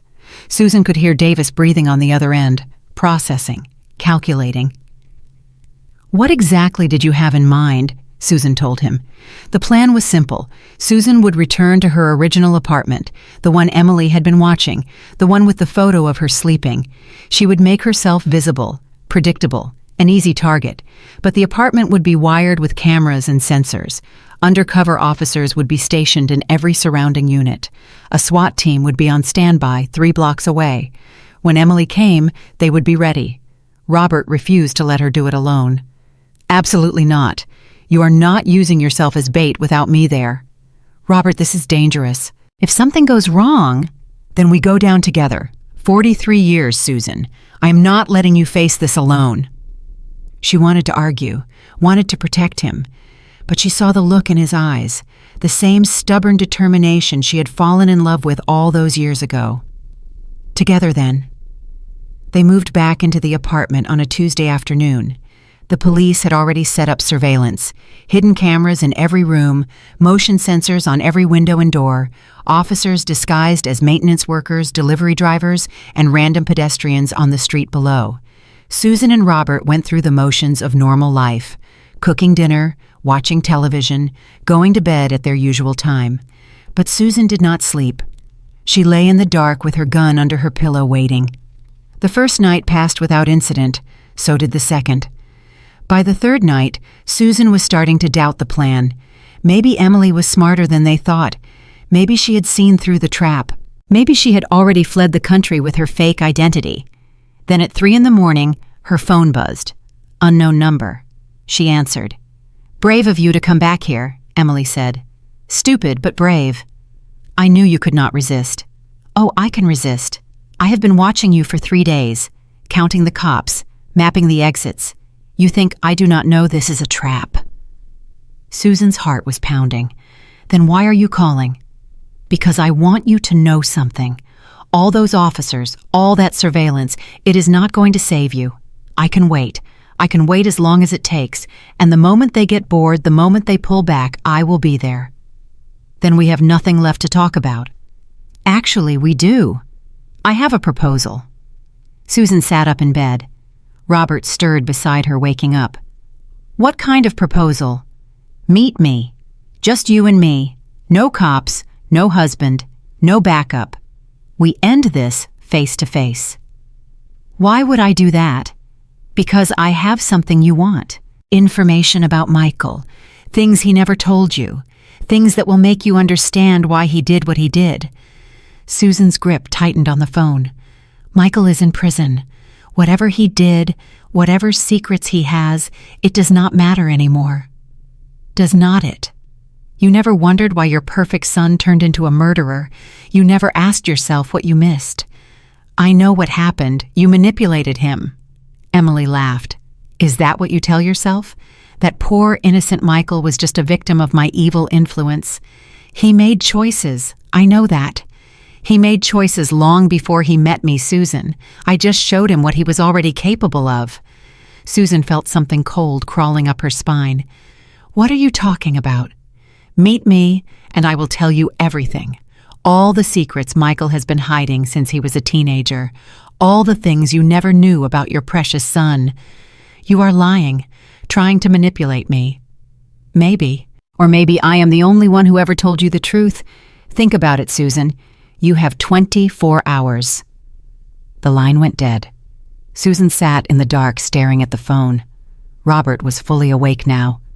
What did she say? She wants to meet. Alone. Absolutely not. She says she has information about Michael, things he never told us. Robert's face hardened. She is playing games, trying to get you isolated so she can kill you. I know. Then you are not going. Susan did not answer. She was thinking about Michael, about all the years she thought she knew him, about all the signs she might have missed. What if Emily was telling the truth? What if there was more to the story? The next morning, Susan told Davis about the call. Do not even consider it, he said immediately. She is trying to separate you from protection. Classic predator behavior. I know, but what if she really does know something about Michael? Even if she does, it is not worth your life.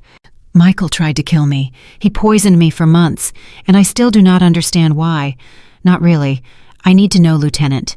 I need to understand how my son became a monster. Davis rubbed his temples. Mrs. Miller, I cannot let you walk into a meeting with a killer. What if you had people following me hidden backup, a wire so you can hear everything? She will check for a wire, then put a tracker on me, something she cannot find. If she tries anything, your people move in. Davis shook his head. This is a terrible idea. It is the only idea. She is not going to come to us. We have to go to her. It took hours of arguing, but finally Davis agreed to a modified plan. Susan would wear a tracker embedded in a piece of jewelry, a ring that looked exactly like her wedding band. Unmarked cars would follow at a distance. Snipers would be positioned on nearby rooftops. The moment Emily made a threatening move, they would intervene. Robert was furious. You are going to get yourself killed. Maybe, but I have to know the truth. The truth is that Michael tried to murder us. What else matters? Susan looked at her husband, saw the fear in his eyes, the love. I need to know if I failed him, Robert. I need to know if there was something I could have done, something I missed. I cannot spend the rest of my life wondering. Robert grabbed her shoulders. Listen to me. Whatever Emily tells you, whatever secrets she claims to have, it does not change anything. Michael made his choices. We did everything right. We loved him. We supported him. We gave him every opportunity. Then why did he turn out this way? Because some people are just broken, and no amount of love can fix them. Susan felt tears running down her cheeks. I need to hear it, Robert, even if it destroys me. I need to know. He pulled her into a hug, held her tight, did not let go for a long time. Promise me you will come back. I promise. Promise me. I promise. Susan sent a text to the unknown number. 3 words. I will meet. The response came immediately. Tomorrow, noon, the old fairgrounds south of the city. Come alone. Susan spent the rest of the day preparing. She met with Davis and his team, memorized the layout of the fairgrounds, identified escape routes and hiding spots. The tracker was installed in her ring. A medical team was put on standby. That night she sat with Robert and talked until sunrise, about their life together, about the good times before everything fell apart, about what they would do when this was finally over. "Maybe we should move," Robert said. "Somewhere new, somewhere no one knows our story." "Would you do that? Leave Dallas after all these years?" "I would do anything to see you smile again, really smile, the way you used to." Susan squeezed his hand. "When this is over, we will go anywhere you want." "The beach. I have always wanted to live near the ocean." "Then the beach it is." At 11 the next morning, Susan got in her car and drove south. The fairgrounds were abandoned, had been for years. Rusted carnival rides, collapsed tents, weeds growing through cracked concrete, the kind of place people told ghost stories about. Susan parked near the entrance and got out. The wind was blowing, carrying dust and the smell of decay. She walked toward the center of the grounds, her footsteps echoing in the silence. Emily was waiting by the old Ferris wheel. She looked different than Susan remembered. Thinner, harder. Her eyes burned with something that might have been madness. "You came alone." "Like you asked." Emily smiled. "Not entirely alone. I count 3 snipers on the surrounding buildings, 4 unmarked cars on the perimeter. Very subtle." Susan did not react. "You knew I would bring backup." "Of course. I would have done the same. But it does not matter. They are too far away to stop me if I decide to kill you right now." "Then why have not you—" Emily tilted her head. "Because I want you to understand first. I want you to know the truth before you die." "Then tell me." Emily started walking slowly around the base of the Ferris wheel. Susan kept her distance but followed. "Michael was already broken when I met him," Emily began. "You think I corrupted him, but the darkness was already there. I just gave it permission to come out." "That is a lie." "Is it? Did you know that when Michael was 15, he killed your neighbor's dog?" Susan froze. "What? Mr. Henderson's golden retriever, the one that went missing and everyone assumed ran away. Michael poisoned it, said it would not stop barking and keeping him awake." "That is not possible. Michael loved animals. Michael loved the idea of animals, just like he loved the idea of family, the idea of being a good person. But underneath there was nothing, just emptiness, just hunger." Susan's head was spinning. "You are lying, trying to hurt me." "I am telling you the truth. For the first time, someone is telling you the truth about your son." Emily stopped walking and faced Susan directly. "When Michael was 19, he stole $30,000 from his college roommate's family. Did you know that? He made it look like the roommate did it. The kid got expelled. Last I heard, he killed himself 2 years later." "Stop it." "When Michael was 23, he got a girl pregnant. Did you know that? He paid for her abortion, then convinced her she was crazy when she wanted to talk about it. She had a breakdown, spent 6 months in a psychiatric facility." "Stop." Emily kept going, relentless. "When Michael was 28, right before he met me, he was embezzling from his company. Small amounts, nothing anyone would notice. He had already stolen over $50,000 when I came along." Susan was shaking. Her whole body was trembling. "Why are you telling me this?" "Because you need to understand. I did not create a monster. I married one. The difference is, I knew what he was from the beginning. You have been lying to yourself for 35 years. Susan felt her knees buckle. She grabbed onto a rusted pole to keep from falling. "How do you know all this? How could you possibly—" "Michael told me everything. We were partners, Susan. Real partners. We shared our secrets, our sins, our darkest thoughts. He told me things he would never tell you in a million years. He loved us. Whatever he did, he loved us." Emily laughed.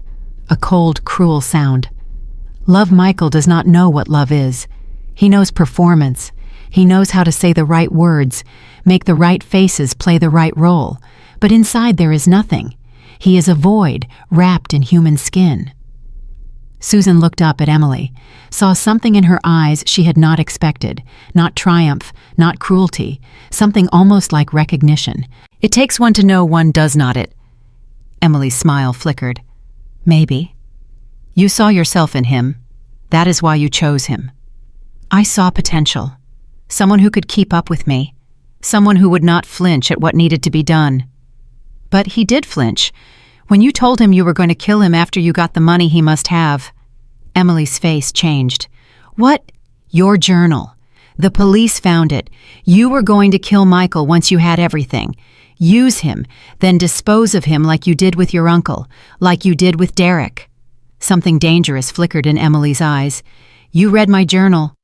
The police did. Your whole plan was there, every detail. Emily was silent for a long moment. When she spoke again, her voice was different, colder. I underestimated you, Susan.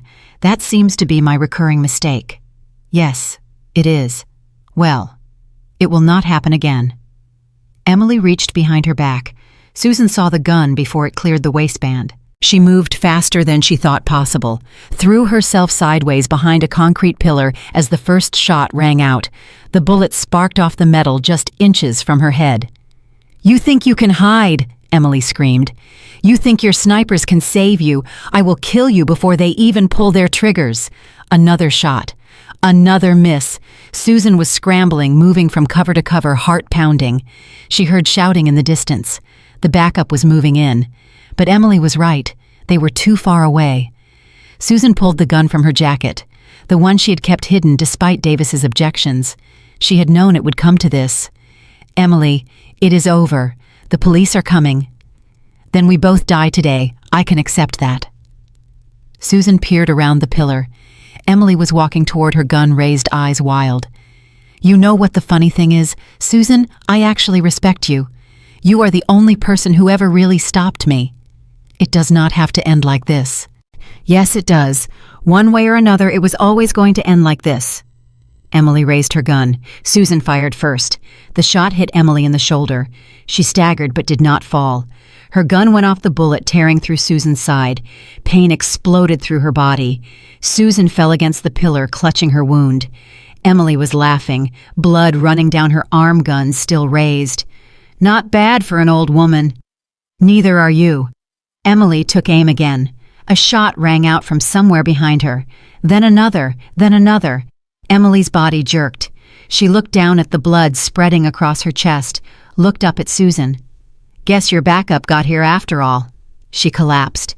Susan slid down the pillar, pressing her hand against the wound in her side. She could hear people running, shouting. Someone was calling her name. Robert's face appeared above her. He was crying. Susan, Susan, stay with me. I am okay. You are shot. I know, but I am okay. And Robert gathered her in his arms. Medical personnel surrounded them. Someone was putting pressure on her wound. Someone else was checking her vitals. Through the chaos, Susan looked over at Emily's body. Her eyes were still open, staring at nothing. It was over. Finally, truly over. Susan closed her eyes and let the darkness take her. She woke up in a hospital bed. Bright lights, beeping machines, the smell of antiseptic. Robert was asleep in a chair beside her, holding her hand, even in his dreams. She squeezed his fingers. His eyes opened immediately. Susan, I am here. He leaned forward, tears streaming down his face. I thought I lost you. When I heard the shots, when I saw the blood. I am hard to kill. Remember. He laughed through his tears. A broken, relieved sound. The doctors say you are going to be fine. The bullet missed everything vital. A few weeks of recovery and you will be back to normal. And Emily. Robert's face hardened. Dead. The snipers got her. She died at the scene. Susan closed her eyes. She had wanted Emily to face justice, to spend the rest of her life in prison like Michael. But this ending felt right too. Clean. Final. What about what she told me about Michael? We do not know if any of it was true. She could have been lying, trying to hurt you one last time. Maybe. But Susan knew better. Somewhere deep down she had always known. The signs had been there all along. She had just refused to see them. It does not change anything, Robert said, reading her thoughts. Whatever Michael did before, whatever he was hiding, he is still our son, and we still did our best. Did we? Yes, we loved him. We raised him. We gave him every chance. What he did with those chances was his choice. Susan looked at her husband, saw the conviction in his eyes. I love you, Robert. I love you too. Now please never do anything like that again. She almost smiled. I make no promises. Davis came by later that day. He looked exhausted, but relieved. Mrs. Miller, you scared the hell out of all of us. Sorry about that. You went off script. You were supposed to let us handle Emily. She did not give me a choice. Davis sighed. No, I suppose she did not. Well, it is over now. Emily is dead. Derek is dead. The network they built is being dismantled. You are safe. What about the other names? The other potential targets Emily was researching? We are reaching out to all of them, warning them, checking to see if any of them were already being targeted. Susan nodded. At least some good had come from all this. One more thing, Davis said. We investigated some of Emily's claims about Michael, the ones she told you at the fairgrounds. Susan's stomach tightened, and Davis hesitated. Some of them appear to be true. We found evidence of the embezzlement. We tracked down the college roommate's family. We located hospital records for the woman from his past. Susan felt something inside her crumble, the last shred of hope that maybe, just maybe, Emily had been lying about everything. Michael was already broken, she whispered, long before Emily came along. I am sorry, Mrs. Miller. No, I needed to know. Thank you for telling me. Davis left. Robert held her while she cried. Not for Michael. Not for the son he had pretended to be. She cried for the mother she had been, the one who believed, the one who trusted, the one who thought love could conquer anything. That mother was dead now, killed by truth just like Emily was killed by bullets. But maybe Susan thought as the tears finally stopped, maybe a new person could rise from the ashes, someone stronger, someone wiser, someone who had looked into the abyss and refused to be swallowed by it. She had survived cancer, survived betrayal, survived attempted murder, survived a final confrontation with a killer who wanted her dead more than anything in the world. If she could survive all that she could survive anything. Robert was still holding her hand when she finally fell asleep, safe, alive, and finally truly free. The drive home from the prison felt like traveling through fog. Susan sat in the passenger seat staring at nothing. Robert kept glancing at her worry etched into every line of his face. Neither of them spoke for the first hour. Finally, Robert broke the silence. Are you okay? Susan laughed, a hollow, broken sound. My son is dying. The same son who tried to kill me. I do not know what okay means anymore. Do you want to talk about it? I do not know what to say. He confessed everything, all the things Emily told me they were true. The dog, the money, the girl, all of it. Robert's hands tightened on the steering wheel. Then why do you look so broken? Because he also told me he loved me. And I believed him. For the first time since this whole nightmare started, I actually believed him. They drove in silence for another 30 minutes. What are you going to do? Robert asked. I told him I would come back, before the end. Susan, I know. You think I am crazy. Maybe I am. But I cannot let my son die alone, Robert, no matter what he did. Robert pulled the car to the side of the road, turned off the engine, looked at her. I do not think you are crazy. I think you are the strongest person I have ever known. And if you need to do this, I will be there with you, every step. Susan felt tears streaming down her face. After everything, after all the pain and betrayal and fear, this man still loved her, still stood beside her. I do not deserve you. Yes, you do. You deserve everything good in this world. They sat there on the side of the highway holding each other while the sun set around them. 2 weeks passed. Susan tried to return to normal life. Morning walks, coffee on the porch, dinners with their neighbors. But Michael's face haunted her every moment. She kept seeing him as a child, running toward her with that gap-toothed smile, crawling into her bed during thunderstorms, telling her she was the best mom in the world. Then she would remember the poison, the forged documents, the cold calculation in his eyes when he planned her death. How could both versions be the same person? The phone rang on a Tuesday afternoon. The prison. Mrs. Miller, this is Warden Thompson. Your son has taken a turn. The doctors say he has weeks now, not months. He is asking for you. Susan's heart stopped. I will be there tomorrow. She hung up and found Robert in the garden. It is time. He did not ask questions, just nodded and went inside to pack their bags. They drove through the night. Susan could not sleep. Every mile that passed felt like another step towards something she was not sure she was ready for. At dawn, they arrived at the prison. Robert held her hand as they walked through security. This time he came inside with her. The warden had made an exception, given Michael's condition. The infirmary was different from the visiting room, quieter, more sterile. The smell of death hung in the air. Michael was in a bed near the window. He looked like a skeleton, skin stretched over bones, eyes sunken, barely recognizable as the man who had tried to kill her. Susan sat down beside him. Robert stood behind her, hand on her shoulder. Michael's eyes opened. A weak smile crossed his lips. You came. I said I would. I know, but I did not believe you. He coughed, a wet rattling sound. Dad, you came too. Robert's voice was thick. I am here, son. I am sorry. I am so sorry for everything.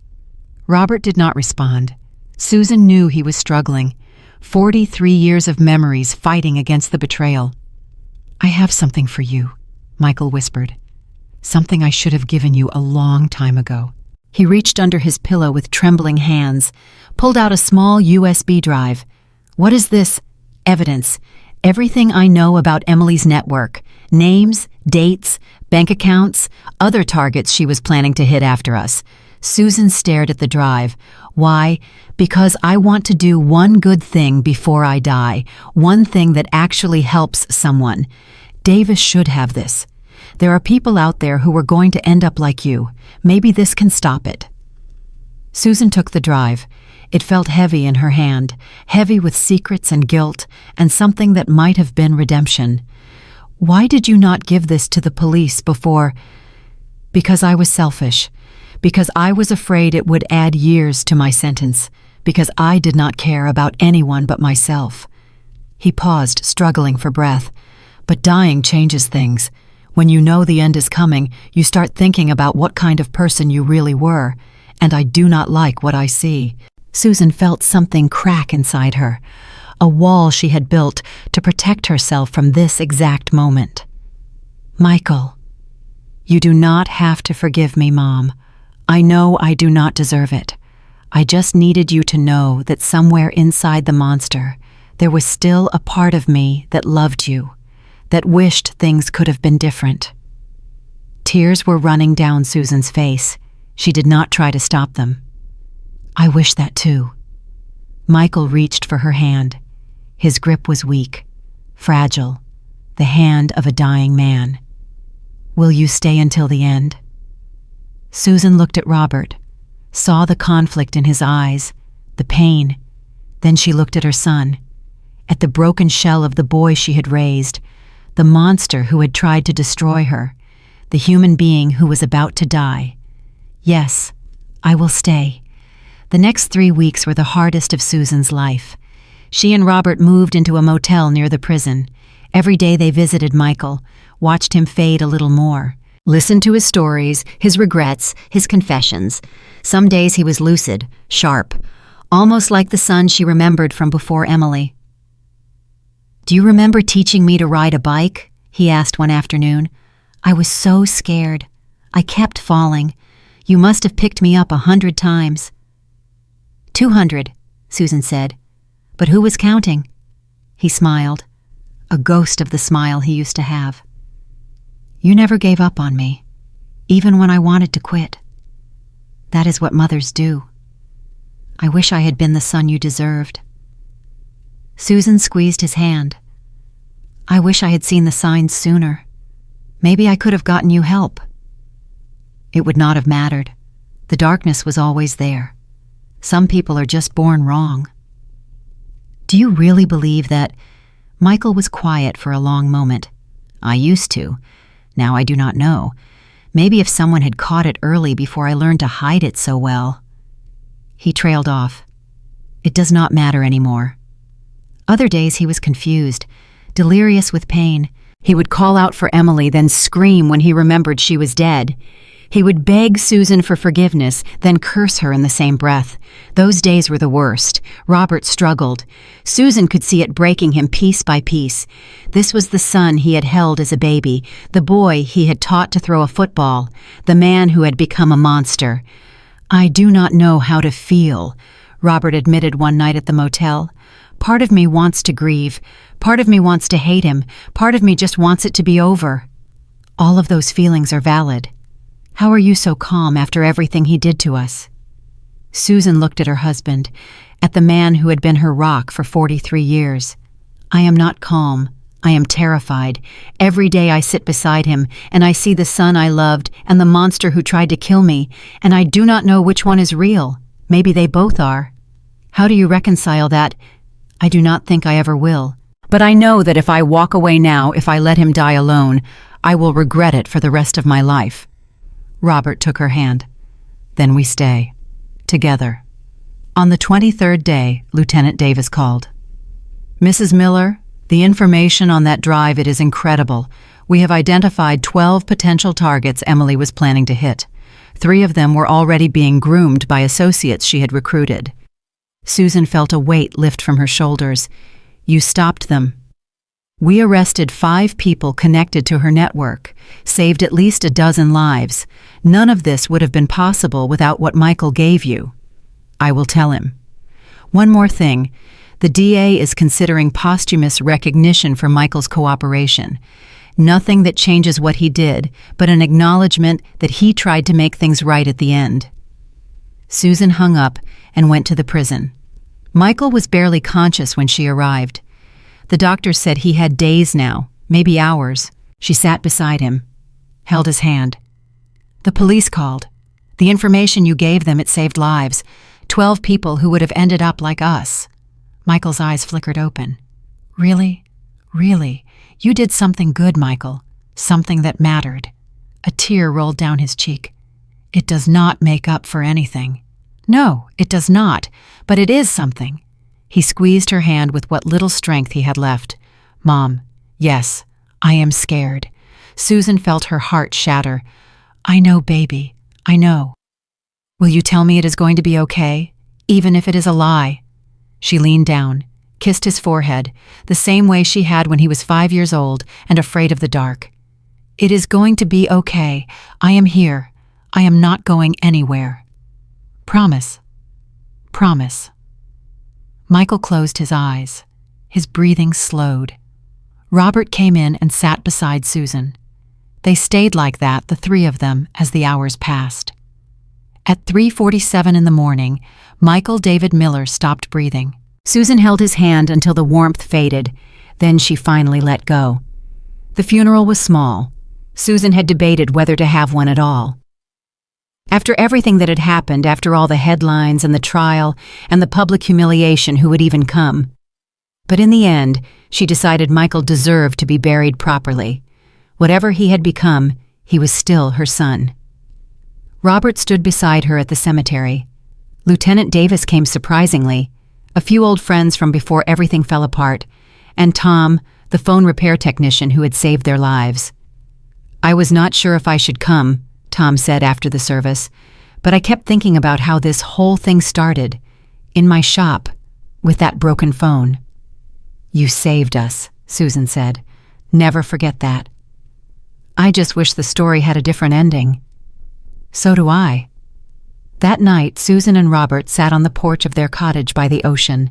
The waves rolled in and out. The stars glittered overhead. "How do you feel?" Robert asked. Susan considered the question, really thought about it. Empty, sad, relieved, guilty for feeling relieved, angry, heartbroken, all at the same time. "That sounds about right. Is it wrong that part of me is glad it is over?" "No, it is human." Susan looked at the ocean, at the endless water stretching toward the horizon.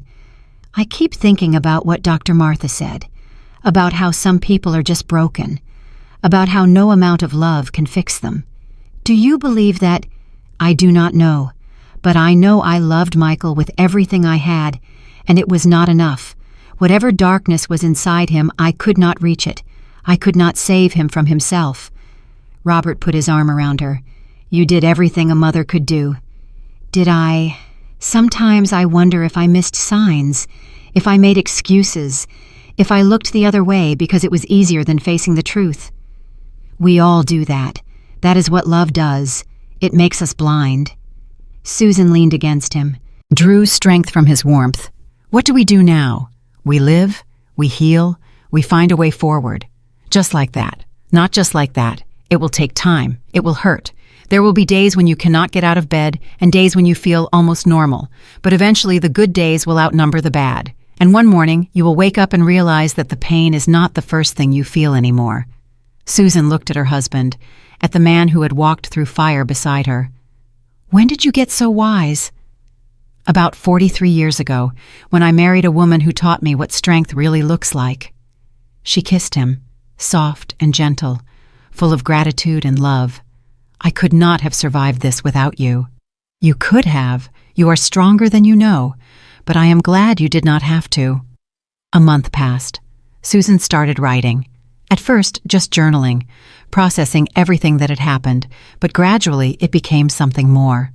She wrote about Michael, about the son she loved and the monster he became, about Emily and her cold calculations, about the fear and the betrayal and the fight for survival.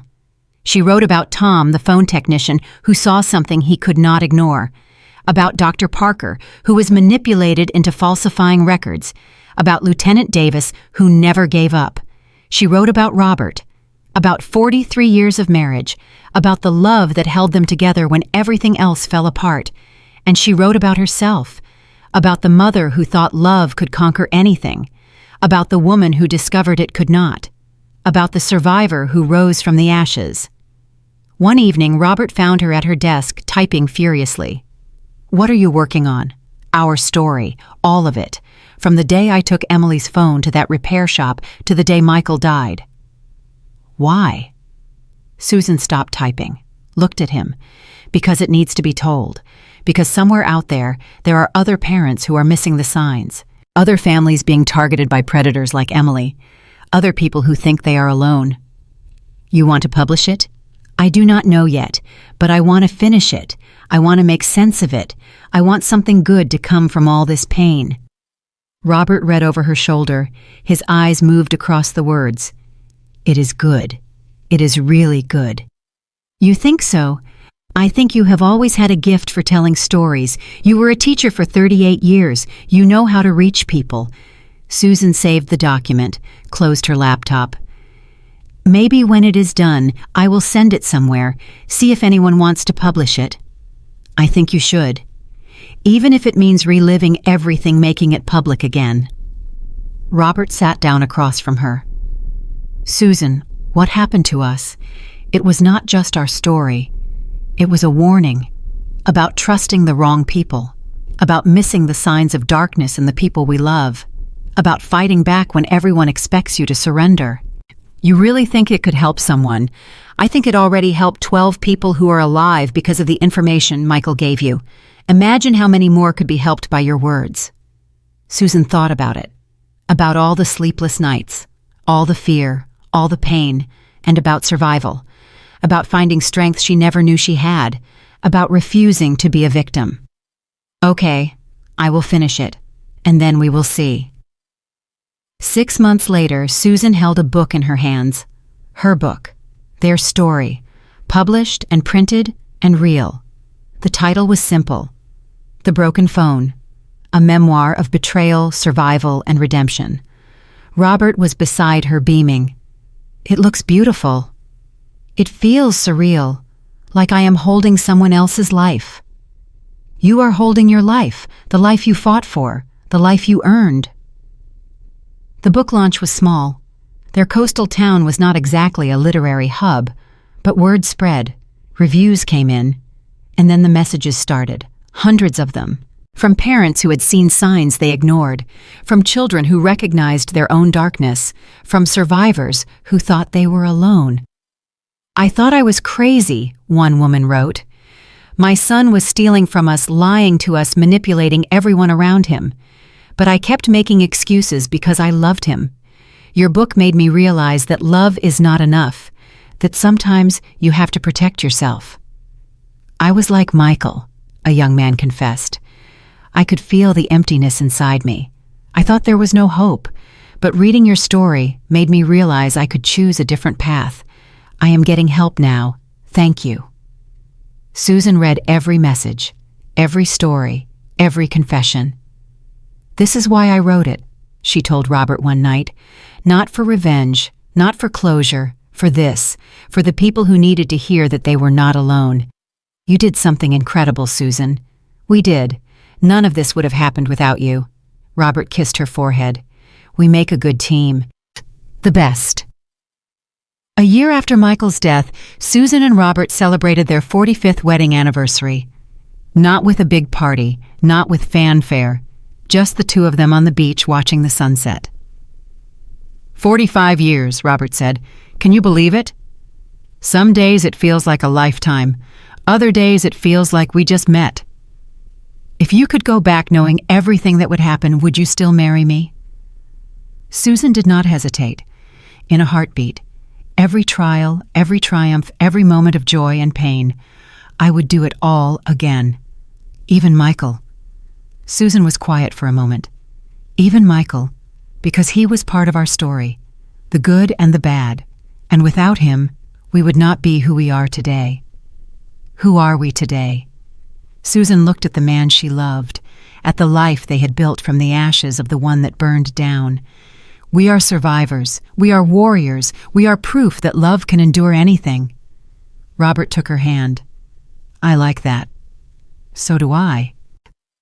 They sat together as the sun disappeared below the horizon, as the stars came out one by one, as the waves continued their eternal dance with the shore. Susan thought about everything she had been through: the betrayal, the fear, the fight for survival, the loss, the grief, the slow, painful process of healing.